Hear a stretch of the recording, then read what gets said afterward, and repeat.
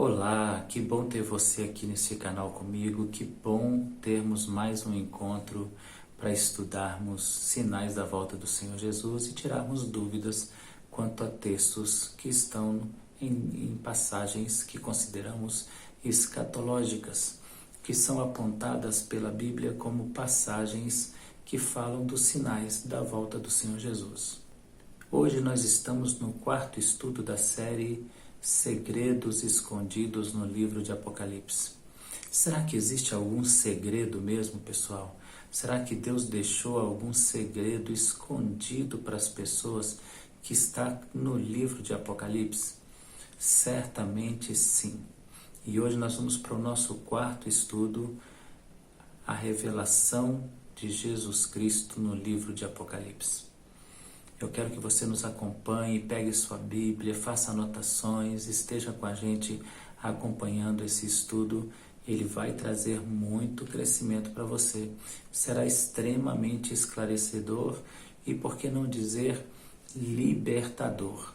Para muitos cristãos, a informação que nós vamos dar hoje é libertadora, concernente à visão de Jesus Cristo. Mas antes da gente estudar, eu preciso muito que você se inscreva nesse canal, indique pessoas, acione o sininho para receber notificação de novos vídeos que a gente postar, deixe o seu comentário, participe efetivamente desses estudos com a gente, ok? Dada essa palavra, então, roda aí a vinheta e nós vamos logo depois iniciar o nosso estudo sobre os segredos escondidos no livro de Apocalipse. Vamos lá?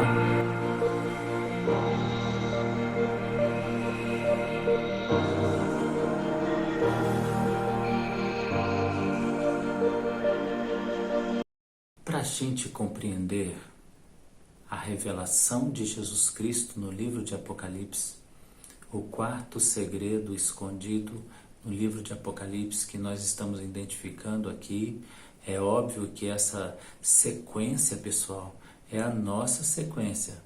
Nós estamos fazendo uma busca das informações preciosas que estão contidas no livro de Apocalipse e que muitas vezes passam desapercebidas por nós. Mas para a gente entender a revelação de Jesus Cristo no livro de Apocalipse, nós vamos ler o livro de Apocalipse no capítulo 1, dos versos 1 até o 3. Então acompanhe comigo a nossa leitura.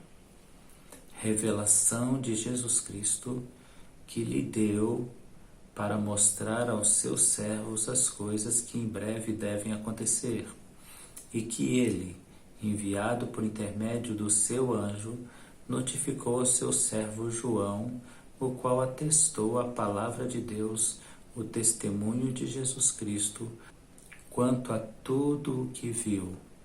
Bem-aventurados aqueles que leem e aqueles que ouvem as palavras da profecia e guardam as coisas nela escritas, pois o tempo está próximo. Vamos fazer algumas observações a essa leitura? Olha comigo novamente os versos que nós acabamos de ler e vamos pontuar alguns detalhes. Primeiro, o texto está dizendo que há uma revelação que é de Jesus Cristo. Então o texto começa dizendo revelação de Jesus Cristo. É Jesus Cristo quem está revelando o que vai agora João descrever em forma de um livro. Vamos para o segundo apontamento. Coisas que em breve devem acontecer e que ele, Jesus, enviando por intermédio do seu anjo, notificou ao seu servo João. Você observou aqui? Ele, Jesus, enviando um dos seus anjos, este anjo notificou, informou a João as coisas que Jesus Cristo está passando. Vamos para mais uma observação nesse texto. O qual atestou a palavra de Deus e o testemunho de Jesus Cristo, quanto a tudo que viu. Há coisas a se esclarecer aqui. João está escrevendo um livro chamado Apocalipse. A palavra Apocalipse significa revelação. A palavra revelação significa tirar o véu, mostrar o que está escondido. Agora veja, o texto começa dizendo que a revelação não é de João, a revelação é de Jesus Cristo, que é passada para João por meio de um de seus anjos, que relatou todos os detalhes passados por Deus e por Jesus Cristo, e esse, por sua vez, ouvindo o relato de Jesus Cristo, que foi enviado pelo anjo, passado pelo anjo, transportado em forma de mensagem pelo anjo, ele agora coloca tudo isso em ordem. Então, 3 pontos importantes. Vamos à tela novamente. A revelação de Jesus Cristo. É Jesus quem está revelando, que Deus lhe deu para mostrar aos seus servos as coisas que em breve devem acontecer e que ele, Jesus, enviando por intermédio do seu anjo, notificou ao seu servo João, o qual atestou a palavra de Deus e o testemunho de Jesus quanto a tudo que viu. Então veja o que o texto acabou de dizer, que João recebe de um anjo que dá testemunho da parte de Deus pelas palavras de Jesus Cristo, de que aquela revelação vem do Senhor Jesus e agora João tem que relatar aquilo para a igreja.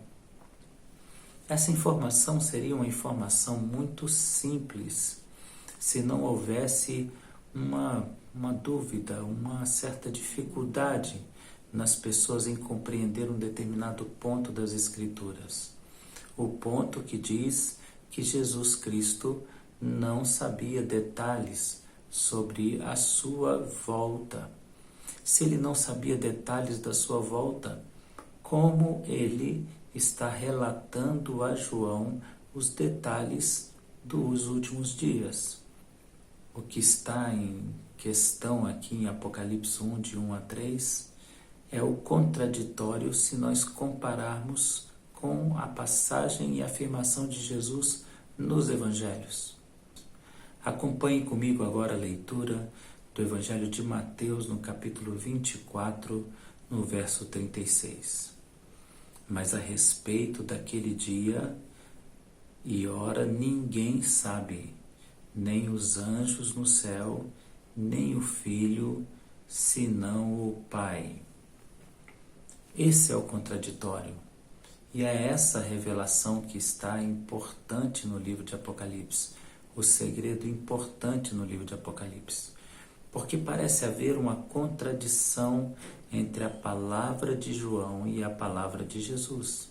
Porque João está dizendo, eu recebi a revelação da parte de Jesus que enviou o anjo, e Deus o Pai e Jesus testificam que essa palavra é verdadeira.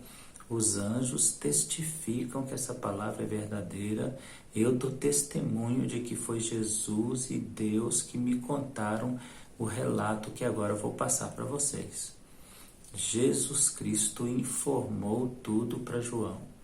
Mas de repente, em Mateus capítulo 24, o próprio Jesus está dizendo, ninguém sabe o dia e nem a hora da vinda do Filho do Homem, nenhum homem, nenhum profeta, nem os anjos, somente Deus o Pai, nem o Filho sabe. Então agora nós temos um problema de contradição, aparente contradição.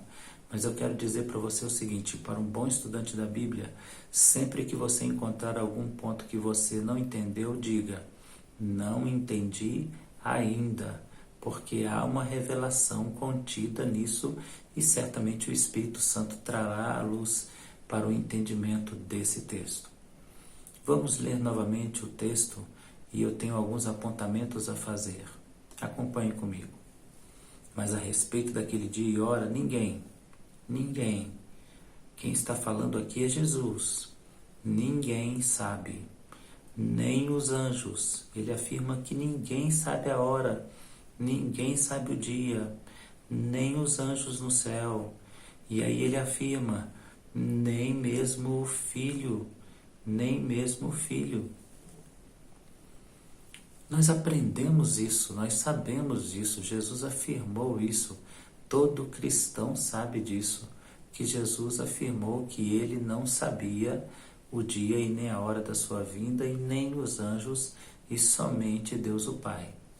Mas agora, como que o livro de Apocalipse, que significa revelação, começa dizendo que a revelação foi dada por Jesus, que disse não ter o conhecimento dessa informação, não ter a informação para poder passar para os seus servos.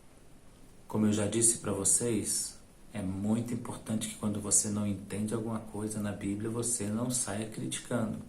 Mas antes diga, não entendi ainda. Há algum detalhe que eu preciso investigar e preciso descobrir. Não compreendi ainda. Eu quero ler com você a passagem em grego, onde o apóstolo está afirmando que foi Jesus quem passou para ele as informações. Porque quem sabe no grego está dizendo outra coisa e a interpretação literal informe outra coisa. Vamos ler agora essa passagem em grego para ver se nós encontramos alguma informação na língua original, se houve um equívoco na tradução. Então acompanhe comigo a leitura em grego. Apocalipse Iesu Cristo, ou seja, revelação de Jesus Cristo, em Eduken, que ele ensinou, Auturoteos, ele que é Deus. Apocalipse de Jesus Cristo, que ele, Deus, ensinou, que ele educou, que ele repassou para João. Não há dúvida, Jesus passou as informações do Apocalipse. Então agora nós temos esse grande problema, porque o problema é que em um texto parece contradizer o outro texto. Como explicar esse mistério, esse segredo escondido na palavra de Apocalipse, capítulo 1, verso 1? É simples, pessoal. É simples. Basta que a gente entenda a natureza humana de Jesus e a natureza divina de Jesus. Jesus possui duas naturezas. Uma 100% divina e outra 100% humana. Ou seja, Jesus é Deus, 100% Deus, nunca perdeu essa qualidade divina. E Jesus é homem, 100% homem. Se você me perguntasse hoje quem está no céu, se Jesus Cristo homem ou Jesus Cristo Deus, eu diria para você, Jesus Cristo 100% Deus e 100% homem. Ele possui as duas naturezas. Ele carrega as duas naturezas. E aí então fica fácil você entender um detalhe sutil, mas que faz toda a diferença. Vamos ler o que o apóstolo Paulo escreveu em Filipenses com respeito a Jesus Cristo. Acompanhe comigo Filipenses 2, versos 6 até 8. Pois ele, Jesus Cristo, subsistindo em forma de Deus, não julgou como usurpação ser igual a Deus. Antes a si mesmo se esvaziou, assumindo a forma de servo, tornando-se em semelhança de homens e reconhecido em figura humana, a si mesmo se humilhou, tornando-se obediente até a morte e morte de cruz. Esse texto é maravilhoso, porque está dizendo que Jesus, sendo Deus, nunca perdeu sua natureza divina. Ele viveu nessa terra como homem. E por quanto tempo ele viveu como homem? Por toda a sua vida na terra. Os aproximadamente 33 anos de sua vida, ele foi todo o tempo homem. Em nenhum momento ele usurpou, ele usou, se fez valer dos seus poderes ou da sua natureza divina. Em todo o tempo na terra, Jesus viveu como homem. E vivendo como homem, então agora nós compreendemos o que a palavra do Senhor está dizendo. O que a palavra do Senhor está dizendo é muito simples. Na qualidade de homem, Jesus então afirma: eu e nenhum de vocês e nem mesmo os anjos sabem a decisão que está em Deus. Mas veja, ele se esvaziou, ele não usou o seu direito, o seu poder, a sua natureza divina em nenhum momento em que esteve na terra. Exatamente isso, em nenhum momento que esteve na terra, Jesus usou os seus atributos divinos. Ele sempre foi homem, do nascimento até a morte e morte de cruz. Em todo esse período, ele foi puramente, unicamente homem. Agora, o que você precisa entender, então, é exatamente isso. Durante o seu ministério na terra, Jesus não falou como Deus. Ele falou como um profeta, ele falou como um homem. E por que ele teria feito isso? Para que se fizesse valer a palavra que ele disse: se você fizer as obras que eu fiz, então você também chegará a resultados como os meus resultados, semelhante aos meus resultados, fará obras até maiores do que as que eu fiz. Em outras palavras, Jesus veio viver como homem para mostrar que ele era capaz de vencer o pecado e mostrar que o homem era capaz de vencer o pecado sendo homem, totalmente homem. Ele foi provado, ele foi testado em toda a sua vida como homem e ele não caiu em pecado, para mostrar a nós que nós temos a capacidade, se fizermos exatamente como ele fez, exatamente como ele realizou, então nós teremos o mesmo resultado dele: poder e graça de Deus sobre a nossa vida. Então, em todo o período da vida de Jesus aqui na terra, ele foi um profeta, ele foi o Machia, ele foi o escolhido, ele foi o ungido. Ele nasceu de uma mulher, nasceu de uma virgem, teve um corpo físico e viveu nesse corpo físico como homem, do seu nascimento até sua morte. Então ele não podia dizer aquilo que estava no coração do Pai, porque ele não tinha autorização para isso. Ele se absteve disso por 33 anos. E se Deus não o revelasse, então ele não saberia, porque ele está vivendo na condição de homem. É como se ele tivesse tirado a sua natureza, colocado de lado um pouco, não utilizado nenhum dos benefícios dela e agora vivesse como homem para mostrar para você que é possível chegar aos propósitos de Deus fazendo só o que Deus mandou como homem e vencer o diabo e vencer o inferno. Mas o apóstolo Paulo vai nos dar uma informação. Passado esse período de Jesus aqui na terra como homem, ele ascendeu aos céus e ele recebeu o seu poder de volta, a sua autoridade de volta, o seu trono de volta. Olha o que diz o apóstolo Paulo em 1 Timóteo capítulo 3, no verso 16. Veja como Jesus mudou. Evidentemente, grande é o mistério da piedade.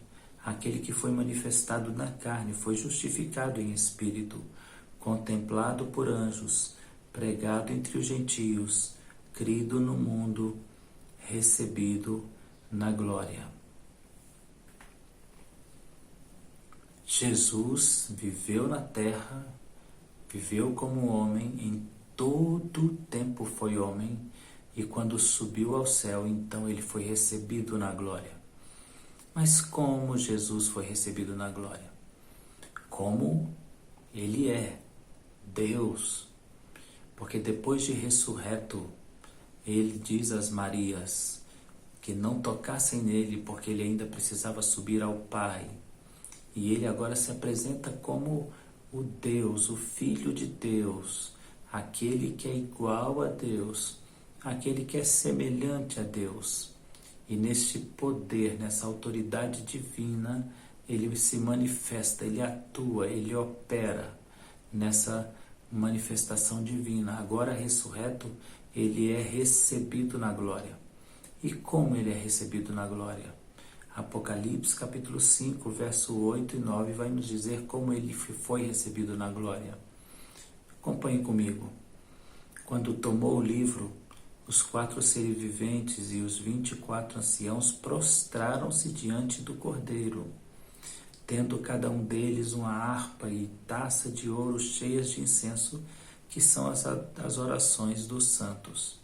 E entoavam um novo cântico, dizendo: digno de tomar o livro e de abrir os selos, porque foste morto com teu sangue e compraste para Deus os que procedem de toda tribo, língua, povo e nação. Receberam Jesus como um rei, receberam Jesus como um Deus. Ele é Deus. Então o que os anjos fizeram? Cantaram louvores, entoaram cânticos de adoração a Jesus, porque afinal Jesus é Deus. Então ele está sendo recebido na qualidade de Deus. Ele é uma pessoa divina, ele é um membro da Trindade, ele é o Filho do Deus Altíssimo. E agora que ele volta para o céu, ele reassume todas as qualidades, todo o poder, toda a autoridade e principalmente, aqui para esse estudo, toda a ciência de Deus.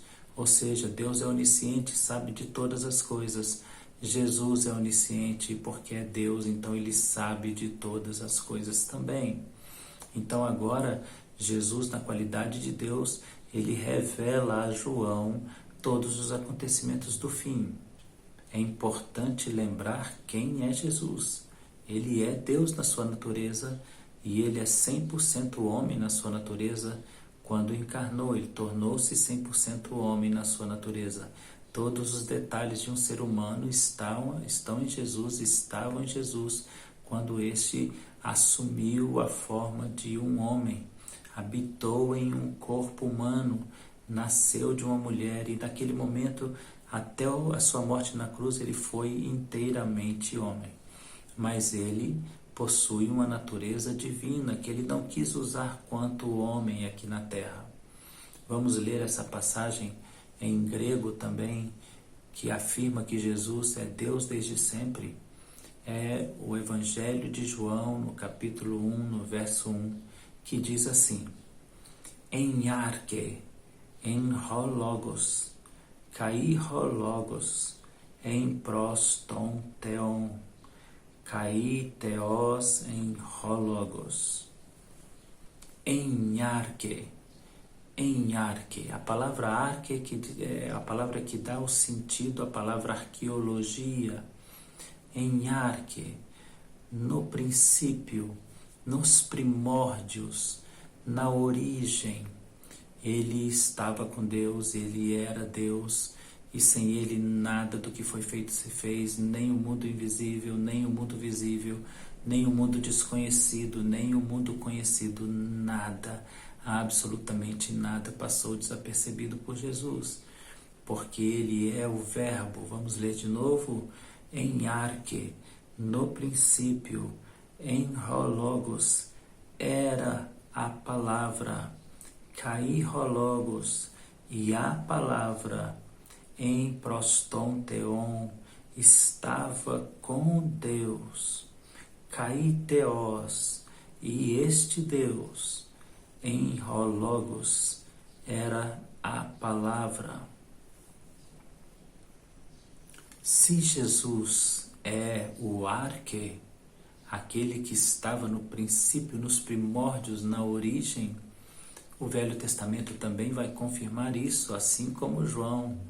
Assim como João afirmou em seu livro, no capítulo 1, no verso 1, assim também Deus, por meio de Moisés, afirmou a mesma verdade, que ele está no princípio, nos primórdios, na origem de todas as coisas, que ele é Deus. Isso está no livro de Bereshit, ou livro do Gênesis, no capítulo de número 1. no capítulo Aleph. Então vamos ler uma passagem, bom, acompanha comigo essa passagem que está em Bereshit Aleph, que é Gênesis capítulo 1. Bereshit bara Elohim et hashamayim ve'et haaretz. Bereshit bara Elohim. No princípio, nos primórdios, antes de tudo, era Deus. Só que a palavra aparece no plural. Era Deus no plural, ação plural divina. Então nós estamos falando aí da participação, da presença da Trindade. No princípio, a Trindade estava lá. No princípio, antes de todas as coisas, a Trindade estava lá e fez tudo, todas as coisas. Inclusive aí há uma partícula, há uma parte que eu quero que você leia aqui comigo, Elohim et. Essa palavra et, ela não tem tradução para a nossa língua portuguesa. E mais à frente vem ve'et. Você percebe? Está circulado aí o et. Esse et significa início e fim. Então agora veja o que Deus está dizendo, o que Jesus está dizendo, o que está sendo revelado nas Escrituras. No princípio, antes de todas as coisas, em Arque, Bereshit, no princípio, antes de todas as coisas, era Deus. E Deus é Pai, Filho e Espírito Santo. E Deus tem uma pessoa dessa trindade chamada Verbo. É o que está escrito em João 1, verso 1. Em Arquein Rólogos. No princípio era a palavra, e a palavra é Jesus. No Bereshit diz, Bereshit bara Elohim. O Deus plural estava no princípio da criação de todas as coisas. Mas então a partícula et significa início e fim. Então o texto de Bereshit está dizendo, no princípio criou Deus o início e o fim do céu, o início e o fim da terra. Uau! Isso é maravilhoso, isso é sensacional, porque o que a Bíblia está dizendo é que o Senhor, ao criar o mundo, Ele criou com um propósito, entendendo que haveria um começo e um fim para esse mundo, um começo e um fim para este céu e para essa terra. E no Apocalipse, no fim de Apocalipse, o Senhor vai dizer que haverá um novo céu e a nova terra, porque o primeiro céu e a primeira terra já passaram. Então fica aí a lição. Jesus, quando disse em Mateus, capítulo 24, que ele não sabia do tempo da sua vinda e nem da hora, ele estava falando na qualidade de homem, por isso ele não sabia.